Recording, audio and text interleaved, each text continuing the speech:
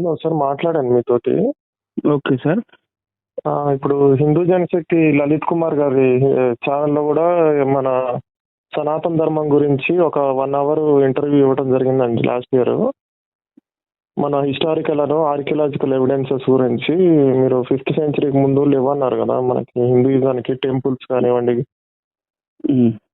అవన్నీ 5th సెంచరీలో వచ్చినియి. తర్వాత ఏందంటే ఈ సాంస్క్రిట్‌కి లిపి లేదు. ఇవన్నీ గూడా మీరు ఒకటి ఛాలెంజ్ అని జెప్పి షార్ట్స్‌లో ఒక వీడియో చేశారు గదా! అది వైరల్ అయింది మన వాట్సాప్ గ్రూప్‌లో. ఓకే. అది మనం అంటే ఒక జూమ్ మీటింగ్‌లో గాని లేకపోతే ఏదన్నా ఒక మీ దాంట్లో ఛానల్‌లో చేయొచ్చా అండి? దాని మీద ఒక హాఫ్ అన్ అవర్ అలా ప్రోగ్రాము. నేనొస్తాను దానికి. అంటే మీ పరిచయం చెప్పండి. నా పేరు అమర్ అండి. హైదరాబాద్ నుంచి కాల్ చేస్తున్నాను. నేను ఎంఏ హిస్టరీ చేశా. ఓకే. అది ఏంటంటే లలిత్ గారు కూడా నాకు తెలుసు వ్యక్తిగతంగా. అంటే ఆయన ఈ చరిత్రకు సంబంధించి అడుగుతుంటారు నన్ను కాల్ చేసి అప్పుడప్పుడు. వాళ్ళ ఛానల్‌లో కూడా ఈ ఒక 1 అవర్ పాటు వీడియో చేశామన్నమాట. ఈ శాసనాలకు సంబంధించి, చరిత్రకు సంబంధించి. Only I will confine to Hindu text అండి. అట్లయితేనే మనం హిందూ అంటే హిందూ పుస్తకాల వరకు అయితేనే నేను మాట్లాడతాను అంతవరకు. టెక్స్టా సార్? హిందూ టెక్స్ట్ అన్నారా? అంటే I will confine to only Hindu religion అంటున్నా. అంటే నేను అన్య మతాల గురించి, అన్య గ్రంథాల గురించి మాట్లాడను. Only confining to Hindu text. అంటే హిందువుల చరిత్ర ఏమిటి, మతం ఎప్పుడు ఆవిర్భవించింది, తర్వాత మనకి చారిత్రక పురావస్తు ఆర్కియలాజికల్ ఎవిడెన్సెస్ ఏమిటి, హిస్టారికల్ ఎవిడెన్సెస్ ఏంటి, రామాయణానికి ఏ సంవత్సరం నుంచి ఆర్కియాలజీ ఎవిడెన్స్ వస్తున్నాయి, మహాభారతానికి ఏ ఇయర్ నుంచి ఉన్నాయి, వేదాలకి ఏ ఇయర్ నుంచి ఉన్నాయి, ఋగ్వేదంలో చర్చించబడ్డ అంశాలు ఏమిటి, ఇవన్నీ కూడా మనకి చర్చిద్దామంటే ఒక హాఫ్ అన్ అవర్ పాటు మీ ఛానల్కి వచ్చి చర్చిస్తాను. అంటే మీరు కొన్ని అంటే అంటే కొంచెం రాంగ్ గా అర్థం చేసుకున్నారు కొన్ని విషయాలు. మీరు మాట్లాడే వీడియో కూడా చూశాను నిన్న నేను. ఇట్లా ఏంటంటే ఓన్లీ 5th, 6th సెంచరీలోనే మనకి టెంపుల్ కన్స్ట్రక్షన్ వచ్చింది ఇవన్నీ అన్నారు కదా. అవును. అవి మనకి అంతకుముందు కూడా ఉన్నాయి సార్. అవి మనం ఏంటంటే ఒక చిన్న ఒక ఫ్రెండ్లీ డిస్కషన్ లాగా పెట్టుకొని చేసుకోవచ్చు. అంటే 5th సెంచరీ కన్నా ముందు ఏమున్నాయి అది మనం అక్కడ చర్చిద్దాం సార్. అదే ఇప్పుడు మన ఫోన్ లో చర్చించుకుంటూ పోతే అది లాంగ్ అయిపోతుంది కదా. అలాగే మనకి ఏంటంటే ఇక్కడ ఇంకోటి ఏంటంటే సార్, మనకి వేదాలు అనేవి ప్రామాణికం అండి. ఫస్ట్ స్టార్టింగ్ మనకి వేదాలు ఏదైతే ఋగ్వేదం కానీ, సామవేదం కానీ, మనకి యజుర్వేదం కానీ, అథర్వణ వేదం కానీ, అవి మనకి శృతి స్మృతి అని 2 వస్తాయి మనకి హిందూ మతంలో. ఇప్పుడు మనకి ఏంటంటే ఈ పురాణాలు ఏంటంటే అవి అంత ప్రామాణం కాదు. అవి ఏంటంటే రాజుల కాలంలో ఒకళ్ళ మీద ఒకళ్ళు దుమ్మెత్తి పోసుకోవడానికి రాసిన పుస్తకాలు కానీ వేదాలకి ఉన్నటువంటి ప్రామాణికత వాటికి మేము ఇవ్వము అన్నమాట. మరి వేదాల్లోనే 22 మంది 21 మంది సృష్టికర్తలు ఉన్నారు కదా, అవన్నీ కూడా ఆమోదయోగ్యమేనా? అది మనం చర్చిద్దాం సార్ డెఫినెట్ గా. ఇప్పుడు సృష్టికర్తలు ఉన్నట్టేనా? నాకు ఏదో ఒక కన్ఫర్మేషన్ ఇవ్వాలి కదా. మీరేంటి, who are you and what are you up to అనేది కూడా నాకు తెలియాలి కదా. తెలియకుండా నేను మిమ్మల్ని ఎలా చూసుకుంటాను? ఇప్పుడు మనకి శ్రీ మహావిష్ణు పాదధూళి నుంచి ఏర్పడ్డాయి ఈ మొత్తం భూమి గాని విశ్వం గాని అని కూడా ఉంది ఒక చోట ఋగ్వేదంలో. అలాగే మనకి ప్రజాపతి చాలా మంది పేర్లు వస్తాయి సృష్టికర్తలు. కానీ మనకి ప్రధాన దైవం ఎవరంటే ఇంద్రుడు అండి ఋగ్వేదం. ఇంద్ర వర్షిప్ అనేది ఏంటంటే మనకి ఎప్పుడు కూడా ఉంది. కాకపోతే ఏంటంటే వాళ్ళు విగ్రహారాధన చేయరు, టెంపుల్ కన్స్ట్రక్షన్ చేయరు. ఇప్పుడు మనకి వైష్ణవం ఉందండి. వైష్ణవులంతా కూడా శ్రీ మహావిష్ణువుని కేంద్రంగా చేసుకొని వాళ్ళు ఇదేంటి అదొక డెనామినేషన్ అన్నమాట. ఇప్పుడు అన్ని మతాల్లో ఉన్నట్టే హిందూయిజంలో కూడా చాలా డెనామినేషన్స్ ఉన్నాయి. శివుని ఆరాధించే వాళ్ళు. నేనేమంటున్నానంటే ఇంకా చాలా క్లియర్ గా చెప్తున్నాను. గుప్తుల కాలానికన్నా ముందు మనకి పురాణాల్లో చెప్పబడిన దేవుళ్ళు లేదా ఇతిహాసాల్లో చెప్పబడిన దేవుళ్ళు యొక్క మందిరాలు మనకి పెద్దగా కనపడట్లేదు కదా అసలు గుప్తుల కాలం కన్నా ముందు. ఎందుకంటే అంతకుముందు వైదిక మతం అనేది ఉండేది అని అంటున్నారు, రైట్? వైదికులు విగ్రహారాధికులు కాదు. వైదికులు విగ్రహారాధికులు కానప్పుడు మందిరాలు ఉండే అవసరం లేదు కదా సార్. మీ పాయింట్ అక్కడే పోయింది కదా సార్. పాయింట్ పోవటం కాదు సార్. ఇప్పుడు వేదాల్లో ఉన్న దేవుళ్ళకి, ఇప్పుడు ఫర్ ఎగ్జాంపుల్ శివుడు ఉన్నాడండి, శివుడికి ఎక్కడైనా మీరు విగ్రహాలు చూసారా? గుళ్ళల్లో లింగాలనే కదా వాళ్ళు వర్షిప్ చేసేది.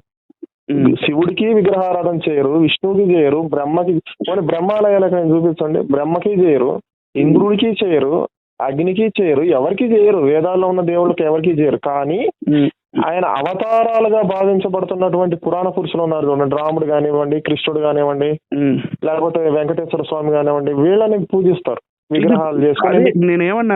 నేనేమంటున్నాను, ఇది ఒక కొత్త హెరసీ కదా అంటున్నాను నేను. న్యూ హెరసీ. నా హెరసీ కాదండి, మీరు ఒకసారి గమనించుకోండి. ఇప్పుడు నేను మీ హెరసీ అని అన్నానా సార్? శ్రీ మహావిష్ణు అవతారాలుగా భావించబడుతున్నటువంటి వ్యక్తులకే మీకు విగ్రహారాధన కనపడుతుంటది ఈ దేశంలో. వాళ్ళంతా కూడా భూమి మీద నడయాడిన హిస్టారికల్ ఫిగర్స్ వాళ్ళు. రాముడు కానివ్వండి, కృష్ణుడు కానివ్వండి, పరశురాముడికి కూడా గుడి ఉందా? పరశురాముడికి కొన్ని డెనామినేషన్స్ లో ఉన్నాయండి, అంటే తక్కువ. ఎందుకు అని అంటే ఆయన మనకేంటంటే ఆయన పర్సనిఫికేషన్ కానివ్వండి, ఆయన యొక్క ఇది ఏమంటారు ఆ కోపం కానివ్వండి, అవన్నీ కూడా ఏంటంటే అంటే అది వాళ్ళు ఆ కల్ట్ అనేది ఫామ్ అవ్వలేదు. ఆ కల్ట్ ఏది మన ఇప్పుడు ఈ వసుదేవ కృష్ణుడు ఏదైతే ఉన్నాడో ఈ కల్ట్, తర్వాత బలరాముడి కల్ట్, ఈ భాగవత కల్ట్ లాగా కొన్ని కల్ట్స్ మనకి రాముడి కల్ట్ ఒకటి ఫామ్ అయింది. అట్లా కల్ట్ అనేది ఫామ్ అవ్వలేదు వాళ్ళకి. ఆన్సర్స్ అన్ని మీరే చెప్తున్నారు, ఇంకేం డిబేట్ చేస్తారు సార్? నరసింహ కల్ట్ ఒకటి. నరసింహ కల్ట్ AD 200 నుంచి స్టార్ట్ అయింది ఇండియాలో.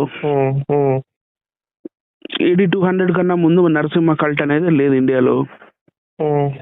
విష్ణు కల్ట్ అనేది వెరత్రజ్ఞ అనే పర్షియన్ దేవుడు, ఓర్లాగ్ను అని కూడా పిలుస్తారు, అతని నుంచి ఇండియాలోకి వచ్చింది. Verethragna he is a Persian god or ఓర్లాగ్ను. అతనికి 10 అవతారాలు ఉంటాయి. ఆ 10 అవతారాలే ఇండియాకి తీసుకొచ్చారు. అక్కడ కూడా వరాహ అవతారం, లేకపోతే ఇంకా కొన్ని ఒక యంగ్ పర్సన్ యొక్క అవతారం, ఒక పరశురాముడు వంటి అవతారం, లేదా చిన్న పిల్లోడు లాంటి అవతారం, ఇవన్నీ కూడా ఉన్నాయి పర్షియాలో. ఆ కల్ట్ ఇక్కడ ఇండియాకి తీసుకొచ్చారనే చెప్పాను నేను కూడా. తప్పే ఉంది అందులో? వాటి గురించి కాదండి, కాదండి, కల్ట్ తర్వాత ఫామ్ అవుతుంది ఏదైనా సరే. యు ఆర్ కరెక్ట్, మీరు తప్పు చెప్పారని నేను అనట్లా. ఆ కల్ట్ ఫామ్ అయింది 5th century AD ఆ ప్రాంతంలో అన్నాను నేను, అందులో తప్పే ఉండొచ్చు. కల్ట్ దానికి నేనేం అబ్జెక్షన్ చెప్పట్లేదు. కల్ట్ ఫామ్ అవ్వక ముందే మందిరాలు రావు కదా సార్. ఇప్పుడు మీరు మహా అంటే ఇప్పుడు ఏం చేస్తారు, గుడిమల్లని చూపిస్తారేమో, రైట్? నేను అనేది అది కాదు. గుడిమల్లం మీద ఉన్నది నిజంగా ఆ విగ్రహం శివుడి విగ్రహం అది, లేదా యక్షుడి విగ్రహం అది? మీరు చెప్పండి నాకు. ఆర్కియాలజికల్ సర్వే ఆఫ్ ఇండియా ఏం చెప్పింది?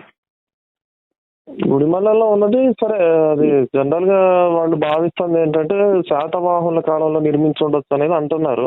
భావన ఎవరు ఒకళ్ళ భావన BC అంటున్నారు. ఒకళ్ళ భావన ఉందా లేదా అనేది తెలియదు. లింగం అయితే ఉంది. అదేనండి, లింగం ఉంది, దాని మీద ఉన్న ప్రతిమ శివుడిది అని అనడానికి శివుడి యొక్క అట్రిబ్యూట్స్ దాని మీద లేవు కదా. ఓకే, మీ వాదన అది. శివుడి యొక్క అట్రిబ్యూట్స్ ఏవి సార్ లేవు కదా.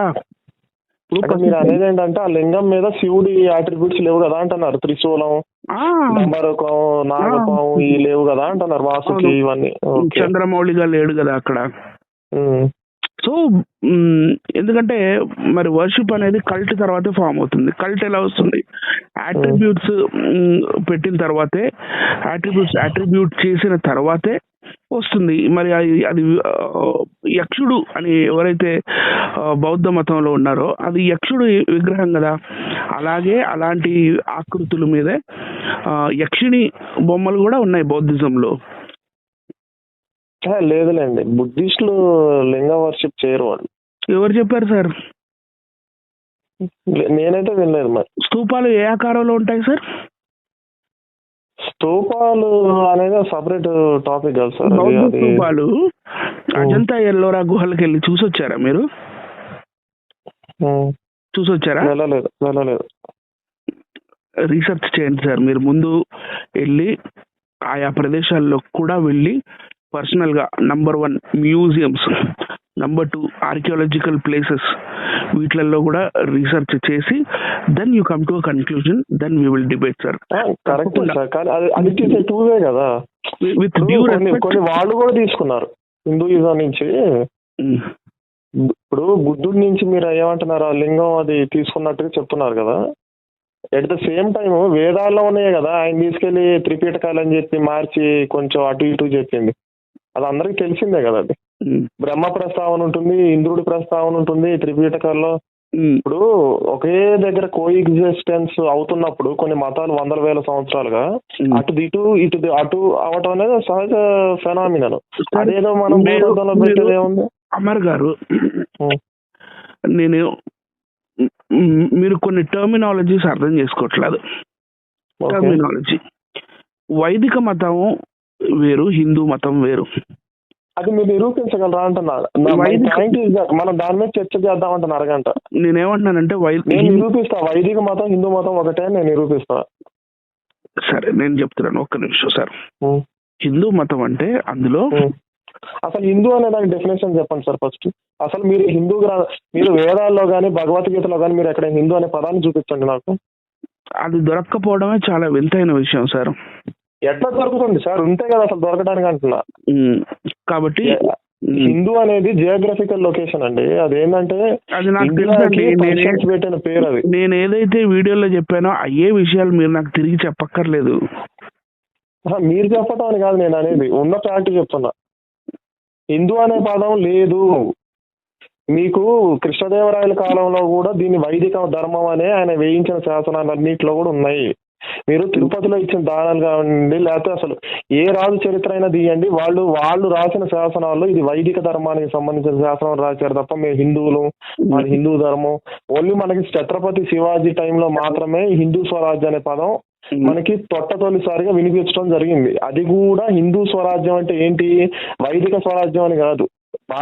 అప్పుడు మొఘలులు వీళ్ళందరూ విదేశీయులు ఈ దేశాన్ని పరిపాలిస్తున్నారు కాబట్టి హిందూ అనేది జియోగ్రఫికల్ లొకేషన్ కాబట్టి మన స్వయం పాలన అంటే హిందువుల స్వయం పాలన అంటే భారతీయుల స్వయం పాలన అక్కడ.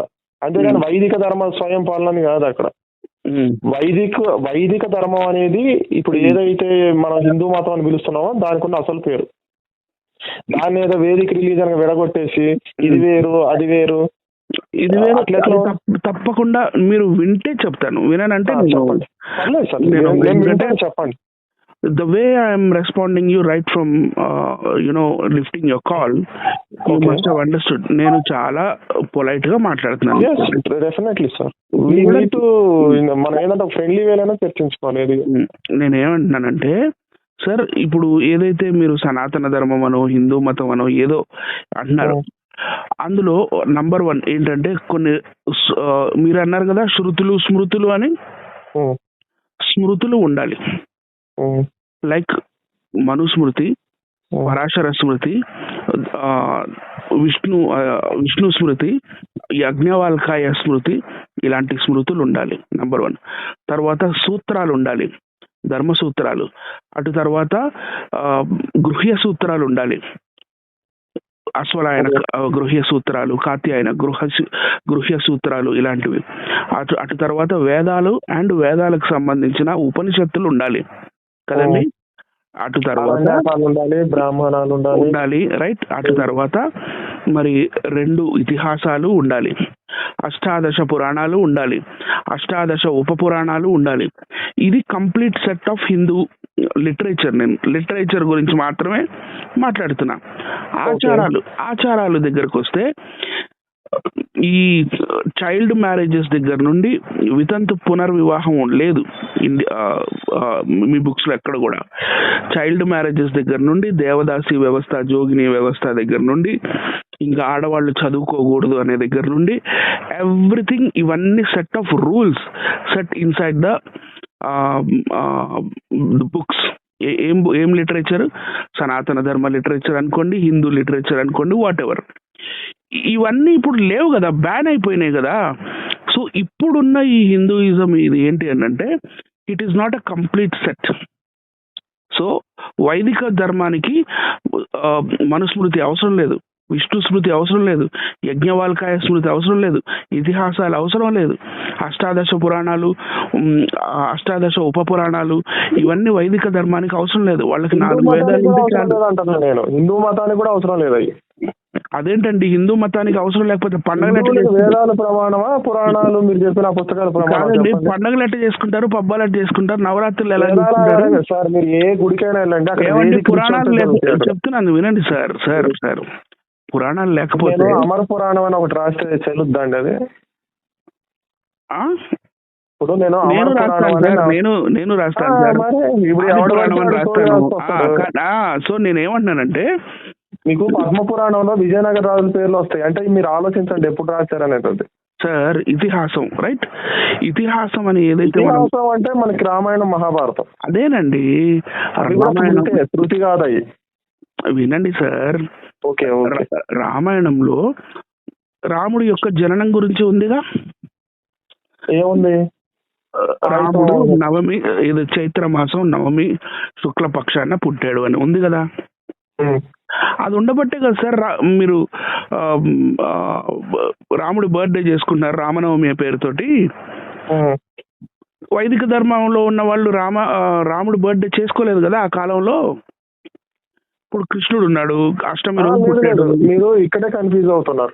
నేనేం కన్ఫ్యూజ్ అవ్వట్లేదు, అసలు మీరు వినడానికి రెడీగా లేరు. సరే చెప్పండి పర్లేదు చెప్పండి. ఇప్పుడు కృష్ణుడు ఉన్నాడు, అష్టమి రోజు పుట్టాడు కాబట్టి కృష్ణాష్టమి క్లోజ్డ్ హాలిడే. అవి కూడా ఇతిహాసం లేదా పురాణాల్లోనే రాసి ఉంది, పురాణాల్లో కూడా ఉందండి. తర్వాత మరి మీరు ఏదైతే రకరకాలుగా ఈ పురాణాల్లో రాసి ఉన్న బ్రహ్మవైవర్త పురాణం తీసుకోండి లేదా శివ పురాణం తీసుకోండి, మరి వినాయక చవితి నాడు ఈ వినాయక చవితి తీసుకున్నారో దానికి ఒక కథ లేదండి. ఆ కథ ఎక్కడ దొరుకుతుంది? వేదాల్లో దొరుకుతుందా లేదా మీకు పురాణాల్లో దొరుకుతుందా? మరి వినాయక చవితికి క్లోజ్డ్ హాలిడే, మరి నిమజ్జనానికి క్లోజ్డ్ హాలిడే. మరి అది యావత్ ఇండియా ఫాలో అవుతున్నప్పుడు మరి వైదిక ధర్మం వేరు, హిందూ ధర్మం వేరు, పురాణాలు అవసరం లేదు, వేదాలు మాత్రం ఉంటే చాలు అని మీరు ఎలా అంటారు? ఇప్పుడు కరెక్ట్ పాయింట్కి వచ్చారు సార్. ఇప్పుడు ఈ పురాణాలు కానీ ఇతిహాసాలు కానీ వేదాలను కాంట్రాడిక్ట్ చేస్తున్నాయా అది చూసుకోవాలి. వేదాలకి వ్యతిరేకమైన ప్రకటించుకున్నారా? అవును, 100% కాంట్రాడిక్ట్ చేస్తున్నారు. పురాణాలన్నీ వేదాలనే ప్రథమ ఆధారంగా రాస్తాయి. లేదు వైదిక ధర్మం అనే ఉంటది ఏ పురాణంలోనైనా. సరే వింటారా ఇప్పుడు దానికి ఆన్సర్ వింటారా? ఓకే. వేదాలలో విగ్రహారాధన చేయకూడదని క్లియర్ గా ఉందా? ఉంది అనే భావన ఉంది. భావన వద్దు. ఇప్పుడు సరే భావన అంటున్నారు, మరి వైదిక ప్రజలు ఎన్నడైనా విగ్రహారాధన చేసినట్టుగా మీకు వేదాల్లో స్టోరీస్ కానీ లేకపోతే ఇన్సిడెంట్స్ కానీ కనపడతాయా? లేదా వాళ్ళు హోమాలు యజ్ఞాలు ఇవి చేశారా? ఇది కనపడుతుందా? హోమాలు యజ్ఞాలు కదా. సో అటువంటిప్పుడు వాళ్ళు విగ్రహారాధన చేయలేదు. కానీ మీరు శివపురాణం తీసుకున్నా, శ్రీదేవి భాగవతం తీసుకున్నా లేదా ఇంకా ఇతర ఏది తీసుకున్నా, మరి లైక్ మత్స్య పురాణము, తర్వాత అగ్ని పురాణము, ఇలాంటి పురాణాలు తీసుకుంటే విగ్రహాలు ఏ సైజులో తయారు చేయాలి, విగ్రహాలు ఎలా ఉండాలి, లింగం మరి దాని పరిమాణం ఎంత ఉండాలి, వాటిని ఏ పూలతో మనం పూజించాలి, లేదా ఏవేమి అర్పించాలి, నైవేద్యానికి ధూపం ఎలా పెట్టాలి, దీపం ఎలా పెట్టాలి, ఈ ప్రొసీజర్స్ అన్నీ కూడా మరి మనకి పురాణాల్లోనే ఉన్నాయి కదా. సో వేదాలేమో విగ్రహారాధన చేయకూడదు అంటుంది, పురాణాలేమో విగ్రహారాధన చేయొచ్చు అంటుంది. ఇది మేజర్ కాంట్రడిక్షన్ కదా. ఎట్లా అవుతుంది సార్? నేను అనేది అదే. ఇప్పుడు వేదాల్లో ఉన్న దేవుళ్ళకి ఎవరైనా విగ్రహారాధన చేస్తున్నారా? చేయట్లేదు కదా. మరి అయిపోయా కాదండి. నేను సరే ఇంకొకటి చెప్తాను చూడండి. వేదాల ప్రకారంగా దేవేంద్రుడు లేదా దేవతలకే దేవుడు అయిన పెద్ద దేవుడు ఇంద్రుడే కదా సార్. అవును, సర్వేశ్వరుడు, ఈశ్వరుడు ఏదైనా అనొచ్చు, బ్రహ్మను, ప్రజాపతి రైట్, మంచి విషయం చెప్పారండి. సో ఈ ఇంద్రుడు చెడ్డ పనులు చేసినట్టుగా లేదా ఈ ఇంద్రుడు క్యారెక్టర్ ని డిగ్రేడ్ చేసింది పురాణాలు కాదా? చెప్తానండి అవన్నీ. పురాణాలు కాదా? ప్రక్షిప్తమో ఏదో ఒకటి ఉందా లేదా పురాణంలో? ఒక పురాణంలో కాదు, ఆల్ ద అష్టాదశ పురాణాల్లో ఇంద్రుడి క్యారెక్టర్ ని డిగ్రేడ్ చేసి రాయబడిందా లేదా? మరి అది కాంట్రడిక్షన్ కాదంటారా? అది కాంట్రడిక్షన్ కాదా? ఇప్పుడు వేదాలు వినండి సార్, వినండి, మీరు మొత్తం వినట్లా. వేదాల్లో పెద్ద దేవుడైన ఇంద్రుడిని డిగ్రేడ్ చేసేసి మళ్ళీ మాట్లాడే ఛాన్స్ 2 నిమిషాలు తప్పకుండా ఇస్తాను సార్. కాల్ చేసింది మీరేగా? ఓకే ఓకే, కాల్ చేసింది మీరే, మీకు ఛాన్స్ ఇవ్వకుండా ఎలా ఉంటాను నేను? Okay sir. ఇప్పుడు వేదాలలో పెద్ద దేవుడైన ఇంద్రుడిని డిగ్రేడ్ చేసేసి ఎవరైతే ఏదేదైతే కల్ట్ ఇండియాలో బిల్డప్ చేసుకున్నారో ఆ కల్ట్ అంటే నేను ఏదో వేరేగా తీసుకోవద్దు, వర్షిప్, రైట్? సో ఆ కొత్త దేవుళ్ళు ఎవరైతే ఉన్నారో వాళ్ళకి హైప్ ఇచ్చి ఇంద్రుడిని డౌన్ చేశారు అంటున్నాను నేను. అది మేజర్ కాంట్రడిక్షన్. చెప్పండి సార్. ఓకే, మంచి ప్రశ్న వేశారు.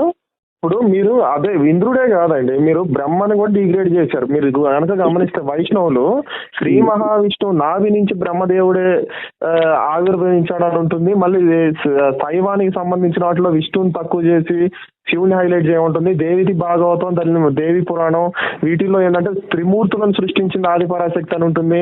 అంటే నేను అనేది ఏంటంటే ఈ పురాణాల్లో ఒక డెనామినేషన్ వాళ్ళు ఇంకో డెనామినేషన్ వాళ్ళ మీద దుమ్మెత్తిపోయటానికి అందరి దేవుళ్ళని అందరూ తక్కువ చేసుకున్నారు, ఒక్క ఇంద్రుడే కాదు. ఇంద్రుడి స్థాయి ఎవరికి లేదండి, ఇంద్రుడే ప్రథమ దైవం. ఇప్పటికీ హిందువులందరూ దేవతలకు రాజు అంటే ఇంద్రుడే భావిస్తారు తప్ప ఇంకెవరిని కూడా భావించరు. నెంబర్ 1 అది. సార్ ఇది చాలా విపరీతంగా ఉందండి. ఎక్కడ సార్ ఇంద్రుడిని ఇప్పటికీ పూజిస్తారు? ఇంద్రుడికి గుళ్ళే లేవు సార్. ఇప్పుడు మన గుళ్ళు ఎట్లుంటాయండి, వాళ్ళకి విగ్రహారాధన లేదని మీరే అంటున్నారు కదా. నేను ఏమంటున్నాను ఇప్పుడు, ఒక నిమిషం అండి. తిరుపతి శివుడికి విష్ణువుకి ఎందుకు గుళ్ళు ఉన్నాయంటే విష్ణువు గుళ్ళు లేవు, శివుడికి కూడా. వాళ్ళు వేదాల్లో మైనర్ డైటీస్. ఓకే, ఇప్పుడు నేను అడగచ్చా? చెప్పండి సార్. తిరుపతి వెంకటేశ్వర స్వామి వారి మందిరానికి దర్శనానికి వెళ్ళిన వాళ్ళు వెంకటేశ్వర స్వామి వారిని అర్చిస్తారా లేదా ఇంద్రుడిని అర్చిస్తారా? వెంకటేశ్వర స్వామిని అర్చిస్తారు. సరే, మధుర మీనాక్షిలో ఉన్న మధురైకి వెళ్ళిన వాళ్ళు అక్కడ కూడా వాళ్ళు కూడా ఇంద్రుడిని తలచరు కదా సార్. మీరు వైష్ణోదేవి వెళ్ళండి లేదా ఇంకా ఏ ప్రదేశానికి వెళ్ళినా, ఏ పెద్ద పుణ్యక్షేత్రానికి వెళ్ళినా ఇంద్రుడిని ఎవరు తలవనప్పుడు హిందూ మతంలో ఇప్పటికీ కూడా ఇంద్రుడినే పూజిస్తారు అని చెప్పడం ఇక్కడ మీరు దొరికిపోలేదా సార్ అమర్ గారు? మీరు ఆలోచించండి సార్, ఆలోచించండి, మీరే ఆలోచించండి. ఆలయాల్లో విష్ణువుని పూజిస్తారు, శైవాలయాల్లో శివుని పూజిస్తారు. అర్థం అవడానికి అర్థం కాకపోవడానికి ఏముంది? అందరూ శాక్తీయ ఆలయాల్లో అమ్మవారిని పూజిస్తారు. వీళ్ళు వాళ్ళని ఒప్పుకోరు, వాళ్ళు వీళ్ళని ఒప్పుకోరు. మీకు పద్మపురాణం ఉత్తరాఖండ చూస్తే శివగీత అని ఉంటది. రాముడు అంటే ఊరికే జస్ట్ లైటర్ నోట్ కానీ ఇటు వైష్ణవులు విష్ణువు శ్రీ మహావిష్ణువుని, అటు శైవులు మరి శివుడిని, ఇది శాక్తేయులు అమ్మవారిని పూజిస్తున్నప్పుడు ఇంద్రుడికి బిస్కెట్ అయిపోయింది కదా సార్ అక్కడ. ఎక్కడ బిస్కెట్ అయింది సార్? ఇంద్రుడికి కూడా పూజించే వాళ్ళు ఉన్నారు కానీ వాళ్ళు విగ్రహారాధన చెయ్యరు. అది నేను అనేది. యజ్ఞాలు ఎవరు చేసినా కూడా వైదిక బ్రాహ్మణులు వేద పాఠశాలల్లో వాళ్ళు యజ్ఞాల్లో హవిస్సులు ఇచ్చేది, తర్వాత పూజించేది ఇంద్రుడినే. అదేనండి, మంత్రాలు ఉన్నాయి కాబట్టి తప్పదు సార్. ఋగ్వేదంలో దాదాపు 60% మంత్రాలన్నీ ఇంద్రుడి మీదే ఉంటాయి ఋగ్వేదంలో. మనకి కాశ్మీర్ లో లలితాదిత్యుడి కాలంలో ఒక అఖండమైనటువంటి ఇంద్రాలయం ఉండేది. దాన్ని సికిందర్ ఖాన్ అని ఆయన 14వ శతాబ్దంలో కూల్చాడు. అలాగే మార్తాండ సూర్య దేవాలయం అని సూర్యుని పూజించే వాళ్ళందరినీ శౌర్యులు అంటారు. అదొక డెమోనామినేషన్. శౌర్యులు ఉండేవాళ్ళు, సూర్యుడి ఆరాధికులు. కోణార్క్ మందిరం కూడా అది, అక్కడ కూడా శివుడి అది అతను సూర్యుడి రథమే ఉంటుంది. మొహమ్మద్ గోరి నేను ఒక్క రోజులో 108 ఇంద్రాలయాల్ని కూల్చాలని రాసుకున్నాడు కానీ అది ఎగ్జాగరేషన్. అది ఒక్క రోజులో 108 ఆలయాలు ఎట్లా కూలుస్తాడు? కానీ కూల్చాడు అనేది రియాలిటీ. కానీ ఒక్క రోజు అనేది అది ఏంటంటే ఎగ్జాగరేషన్ కోసం చెప్పుకున్నాడు ఆయన. ఇంద్రాలయాలు చాలా ఉండేవి ఒకప్పుడు. ఇప్పుడు ఈ విషయంలో కూల్చేశారు అని చెప్పినప్పుడు ఇక మనకు ఆధారాలు లేవు కాబట్టి ఆ విషయాన్ని కొంచెం పక్కన పెట్టేసి మనం లిటరేచర్ పరంగా వెళ్ళినా కూడా ఇంద్రుడికి బిస్కెట్ అయింది సార్. సార్ ఇంద్రుడికి ఒక్కడికే కాదు సార్, అందరికీ బిస్కెట్ అయింది. బ్రహ్మకి బిస్కెట్ అయింది. బ్రహ్మదేవుడి కల్ట్ ఉండేది సపరేట్ గా. బ్రహ్మ మతం అని ఒకటి ఉండేది తెలుసా మీకు? బ్రహ్మ ఇప్పుడు వైష్ణవిజం శైవిజం లాగా బ్రహ్మను పూజించే వాళ్ళది కూడా ఒక వర్గం ఉండేది. దాని వైష్ణవం ఏంటంటే దాని ఫోల్డ్ లాగేస్తుంది. హైజాక్ చేసిందిలేండి. అది భాగవత పురాణం 3వ స్కందంలో సృష్టిని సృష్టించేటప్పుడు అదే ఒక గుడ్డు ఉంటుంది. ఆ గుడ్డు లోకెళ్ళి నారాయణుడు పడుకున్నాడు. ఆ తర్వాత నారాయణుడి బొడ్డులో నుంచి ఒక కమలం పువ్వు వచ్చింది. ఆ కమలం పువ్వులో బ్రహ్మ పుట్టాడు. అదే ఈ బ్రహ్మ విష్ణు యొక్క కుమారుడు అనే విధంగా అది నేను చదివాను భాగవత పురాణంలో. మరి అవన్నీ కూడా ఏంటంటే దుమ్మెత్తిపోసుకోవడానికి కాదు ఒకళ్ళ మీద ఒకళ్ళు. ఇప్పుడు శివుడు కూడా లింగ పురాణంలో ఇదేంటి పెద్ద లింగంగా ఆవిర్భవిస్తే బ్రహ్మ విష్ణు ఆది అంతాలను కనుక్కోలేకపోతారు. అది శివ మహాపురాణంలో విశ్వేశ్వర సంహితనా ఏం సంహిత అది? విద్యేశ్వర సంహిత. అది బిగినింగ్ లోనే ఉంటది. ఇప్పుడు కానీ అక్కడ కూడా స్టోరీ చాలా ఇదిగా ఉంటది. ఏంటంటే అగ్నిలింగం ఏదైతే ఉందో దాని మొదలు దాని ఎండ్ కనుక్కోమని చెప్పినప్పుడు బ్రహ్మ పైకి వెళ్తాడు, విష్ణు కిందకి వెళ్తాడు కదా. అవును, కానీ ఆయన అబద్ధం చెబుతాడు. ఏమని? బ్రహ్మ అబద్ధం చెప్తాడు. ఆయనకు ఒక మొగలి పువ్వు కనపడింది. అవును, బ్రహ్మే అబద్ధం చెప్పేది. అందుకని శివుడు చెప్పిస్తాడు నీకు ఎక్కడా కూడా దేవాలయాలు red everything through and through అండి. నేను through and through I have read. This is a fake story. మీరు నమ్ముతున్నారా అది సాధ్యం అనేది? సార్ నేను నమ్మటం నమ్మకపోవడంతో ఎవరి మీద శివుడు ఇదేంటి రాముడికి గీతోపదేశం చేస్తాడు. శివగీత అంటారు దాన్ని, పద్మపురాణంలో ఉంటది. తెలుసండి. ఇప్పుడు భగవద్గీత ఎలా ఉందో శ్రీదేవి భాగవతంలో అమ్మవారి గీత కూడా ఉంది, దేవి గీత కూడా ఉంది. తర్వాత మనకి ఇదేంటి వైష్ణవ దేవుళ్ళని తక్కువ చేస్తూ శివుడి సంబంధించిన గ్రంథాలు ఉంటాయి. వీళ్ళని తక్కువ చేస్తూ వీళ్ళు రాసుకున్నారు, ఇంద్రుని తక్కువ చేస్తూ అన్ని పుస్తకాల్లో రాసుకున్నారు. కానీ నేనేమంటున్నానంటే ఇప్పుడు కానీ ఇది ప్రక్షిప్తము అది ప్రక్షిప్తము అని అనడానికి ఇప్పుడు ఎందుకు ప్రాబ్లం అని అంటే it is a complete set. అష్టాదశ పురాణాలు అనేవి ఇది హిందూయిజంలో ఇది ఒక అథెంటికేటెడ్ సెట్ ఆఫ్ బుక్స్ గా అయిపోయినాయి. కాబట్టి మన భారతదేశంలో పండుగలు వగేరా లేదా పూజలు మరి మీరు ఏమంటారంటే దాన్ని గుడిని కట్టేటప్పుడు ఒకటి సెట్ ఆఫ్ రూల్స్ చేస్తారు, ఏమంటారు దాన్ని? అదే ఆగమ శాస్త్రాలకి మూలం కూడా పురాణాలే కదండి. అవును సార్, కాదనట్లేదు కదా. ఇప్పుడు ఎవరు కాదన్నారు వాటికి? మీరు ఇప్పుడు ప్రక్షిప్తం అని మీరు అది కాదు, నేను హట్ అయిపోయాను సార్. ఇంద్రుడు స్టోరీస్ చెప్పారు కదా, అదే వైదికులకి అసలు ఆగమ శాస్త్రాలకి ఏమైనా సంబంధం ఉందండి? లేదు కదా. వైదికులే కదా ఆగమ శాస్త్రాలను ఏర్పాటు చేసింది. అది sir after the creation of వైదిక మతం అనేక మార్పులు మీరు ఒక టైం లైన్ ప్రకారంగా మాట్లాడుకుందాం, రైట్? ఫర్ ఎగ్జాంపుల్ బిగినింగ్ లో ఉన్న వైదిక మతస్థులు తర్వాత కాలంలో బుద్ధిజం ఇక్కడ ఇండియాలో బాగా ఫేమస్ అయిపోతున్న తర్వాత గాంధారలో మొట్టమొదటి విగ్రహం చెక్కి బుద్ధుడిది ఎప్పుడైతే ఇండియాకి వచ్చిందో అటు తర్వాత నుండి అంటే చాలా కాలం గ్రీకులు చెక్కారులేండి. అదే గ్రెకో బ్యాక్ట్రియన్ స్కల్ప్చర్ అండి అది. అవును, గ్రీకులు ఆ శిల్పకళ తీసుకొచ్చారు ఇండియాలో. నేను చెప్తున్నాను కదా, గ్రెకో బుద్ధిజం లో ఉన్న వాళ్ళు బుద్ధుడి మొట్టమొదటి విగ్రహాన్ని చెక్కి సరే ఇండియాలోకి ఇంట్రడ్యూస్ చేశారు గాంధార నుంచి తీసుకొచ్చి. అటు తర్వాత కదా విగ్రహాలు చెక్కే కళ అనేది మన భారతదేశంలో వచ్చింది అని నా పాయింట్. అదే అంతకన్నా ముందు ఒకవేళ రాతి విగ్రహాలు ఉంటే చిన్న చిన్నవి 2 ఇంచులు 3 ఇంచుల కన్నా పెద్దవి లేవు సార్. సో కాంట్రడిక్షన్స్ చాలా ఉన్నాయి. ఇప్పుడు ఇట్లాంటి డిబేట్ పెట్టడం నాకేం ప్రాబ్లం లేదు, పెట్టుకుందాం. కానీ వైరల్ అయితే డిస్కషన్ పెట్టుకుందాం, అది మీ ప్రాబ్లం అయిపోతుందేమో. ఎందుకంటే మనం ఆల్రెడీ అరగంట మాట్లాడుకున్నాం ఫోన్ లో. ఇదే కనుక మనం అక్కడ చేస్తుంటే ఒక వాల్యుబుల్ ఒపీనియన్స్ అంటే ఎవరు చెప్తున్న పాయింట్ అనేది వెళ్తుంటారు జనాల్లోకి. ఓకే, సరేనండి అమర్ గారు. నేను ఒక ప్రస్తుతం ఈ జూలై 8వ తారీఖు, జూలై 8వ తారీఖు దాకా నాది చాలా బిజీ షెడ్యూల్ ఉందండి. ఓకే. రైట్ అండి. మళ్ళీ మధ్యలో మాట్లాడదాము. ప్రస్తుతం అయితే నేను కాల్ రికార్డ్ చేశాను. విత్ యువర్ డ్యూ పర్మిషన్ నేను నా ఛానల్లో పెడతాను. Let us see public reaction ఎలా ఉంటుందో దాని ప్రకారంగా అంటే నేను మిమ్మల్ని అడగకుండా రికార్డ్ చేసినందుకు సారీ. ఏం పర్లేదులేండి. ఏముంది అందులో తప్పే ఉంది? మనం ఏమన్నా తప్పు మాట్లాడుకున్నావా, దూషించుకున్నావా? అవసరం కూడా లేదు కదండి. మీరు మనల్ని దూషించుకోవడం. మనం చదువుకున్న వారం కాబట్టి విజ్ఞతగా మాట్లాడుకుంటే చాలు. అంతే సార్, అంతే ఉంటుంది. జస్ట్ ఫ్రెండ్లీ డిస్కస్ సార్, అంతే. Okay sir. we will confine to only Hindu texts, that's it. సరే సార్, మంచిదండి. రైట్. మీరు ఏవైతే పాయింట్స్ లేవనెత్తారో వాటి మీద చర్చ చేద్దాం అంతే. సరే. ఏవైతే విగ్రహాలు, స్కల్ప్చర్స్ కానివ్వండి, ఆర్కియాలజీకి, డేటిక్స్, ఇవన్నీ కూడా ఏంటంటే బిగ్ సబ్జెక్ట్ కాబట్టి వీలైతే ఫస్ట్ ది బాగా సక్సెస్ అయితే ఒక 2-3 అలా చేసుకుంటూ టాపిక్స్ మీద వెళ్ళచ్చు. సరే sir, nice talking to you. మీ పేరు అమర్ అన్నారు కదా, నేను మీ పేరు, మీ నంబర్ నేను సేవ్ చేసుకుంటాను. రైట్ అండి, మనం తప్పకుండా డిస్కషన్ చేద్దాం సార్. అలాగేనండి, అలాగే. థ్యాంక్స్ అండి. Nice talking to you. Thank you. Nice talking to you అండి. Okay, right. బాయ్. బాయ్ అండి.